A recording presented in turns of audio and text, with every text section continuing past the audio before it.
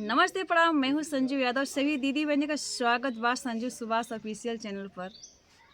तो दीदी बहनी, हम आप लोगों के बीच में बहुत ही चटाकेदार पति पत्नी का नोक झोंक लेकर के आई हूँ। बहुत ही सुंदर है, मजाकिया है, चुटकुला है। और देखिए, जब एक दूसरे से शादी से पहले प्यार हो जाता है तो आदमी लोग कैसे कैसे मेहरारून के पटावे न, अब पटावे खातिर का कहे न, पूरा आप लोगों के मिली सुने बदे के एक गीत की लाइन में। जब शादी करके दुल्हन अपने घरे आ जात बा तो पति तो बहुत बहुत बड़ा बड़ा वादा कैले बा और जब विवाह करके घरे आ जात हइन और उनके वादा के मुताबिक कुछ भी घरे में ना बा तो कहत का हइन, तोहरे कारण मोरा नैहर गए छूट ससुरु जी के पूत। तोहरे कारण मोरा नैहर गए छूट ससुरु जी के पूत, ससुरु जी के पूत। तोहरे कारण मोरा नैहर गए छूट ससुरु जी के पूत। तोहरे कारण मोरा नैहर गए छूट ससुरु जी के पूत। तब तो कहा मोरे गैया भैंसिया, गैया भैंसिया हो गैया भैंसिया। तब तो कहा मोरे गैया भैंसिया, गैया भैंसिया हो गैया भैंसिया। अरे तोहरे बकरिया के तनिको ना दूध ससुरु जी के पूत। तोहरे बकरिया के तनिको ना दूध ससुरु जी के पूत। तोहरे कारण मोर नैहर गए छूट ससुरु जी के पूत। तोहरे कारण मोर नैहर गए छूट ससुरु जी के पूत। तब तो कहा मोरे महला दो महला, तब तो कहा मोरे महला दो महला। अरे तोहरे माड़ैया क फलठा बैटूट ससुरु जी के पूत। तोहरे माड़ैयो का फलठा बाटूट ससुरु जी के पूत, ससुरु जी के पूत। तब तो कहा मोरे महला दो महला, तब तो कहा मोरे महला दो महला।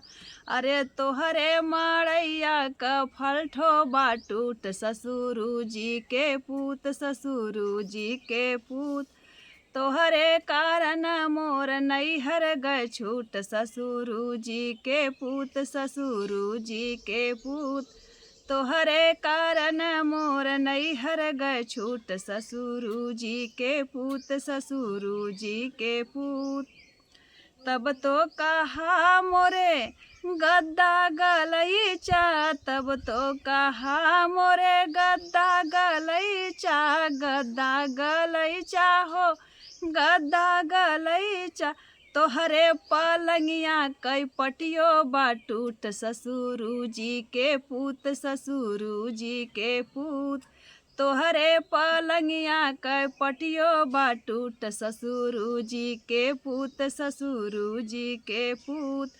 तोहरे कारण मोर नैहर गए छूट ससुरु जी के पूत, ससुरु जी के पूत। तोहरे कारण मोर नैहर गए छूट ससुरु जी के पूत, ससुरु जी के पूत। तब तो कहा हमरे बुलट गड़िया, तब तो कहा हमरे बुलट गड़िया। तोहरे पेट्रोलो का तनिको ना भूत ससुरु जी के पूत, ससुरु जी के पूत। तोहरे पेट्रोलो का तनिको ना भूत ससुरु जी के पूत, ससुरु जी के पूत। तोहरे कारण मोर नैहर गए छूट ससुरु जी के पूत, ससुरु जी के पूत। तोहरे कारण मोर नैहर गए छूट ससुरु जी के पूत, ससुरु जी के पूत। तब तो कहा हमरे बागा बगैचा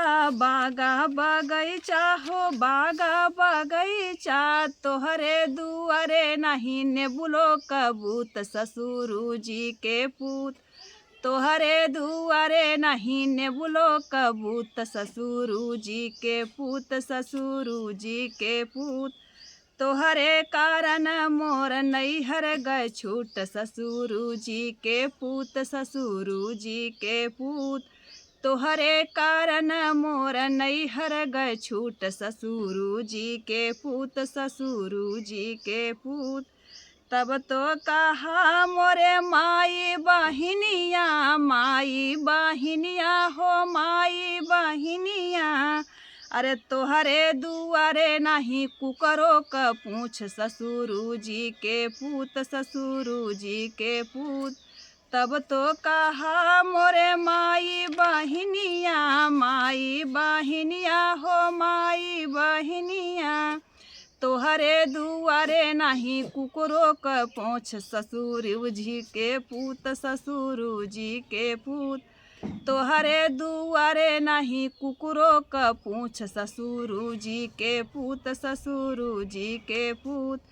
तोहरे कारण मोर नैहर गए छूट, ससुरु जी के पूत, ससुरु जी के पूत।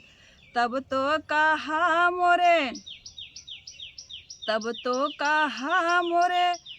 तो कहा तो है खोवा खियैब, तब तो कहा तो है खोवा खियैब, तोहरे ना दलियो जे रोटियो कबूत, ससुरु जी के पूत, ससुरु जी के पूत। तब तो कहा तो है खोवा खियैब मिठैया खियैब, तोहरे तो नाही बा, अरे तोहरे तो नाही दाल रोटियों के भूत, ससुरु जी के पूत, ससुरु जी के पूत। तोहरे तो नहीं दाल रोटियों के भूत, ससुरु जी के पूत, ससुरु जी के पूत। तोहरे कारण मोर नैहर गए छूट, ससुरु जी के पूत, ससुरु जी के पूत। तोहरे कारण मोर नैहर गए छूट, ससुरु जी के पूत।